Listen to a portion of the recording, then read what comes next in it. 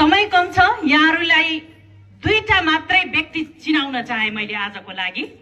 हामी बीच तपाईहरुकै क्षेत्रबाट उठ्नुभएका धनञ्जय रेग्मीजी हुनुहुन्छ, जसलाई तपाईहरुले भोट दिएर जिताउनु पर्नेछ र समानुपातिक उम्मेदवार हुनुहुन्छ भूमिराज राई।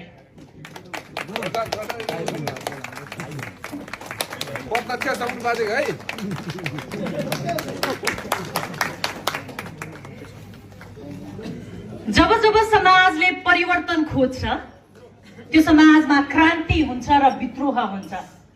त्यो क्रान्ति र विद्रोहको समयमा थुप्रै अमूल्य जीवनहरूले शहादत प्राप्त गर्छन्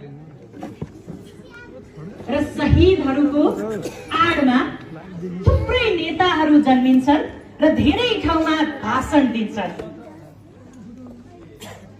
त्यो भाषण दिँदै गर्दाखेरि, नेता बन्दै गर्दाखेरि सोधिनु पर्ने मुख्य प्रश्न चाहिँ हामीले बिर्सिन्छौं। भाद्र 23 र 24 का दिन आखिर गोली कसले चलाएको थियो? गोली चलाउने आदेश कसले दिएको थियो? दोषीलाई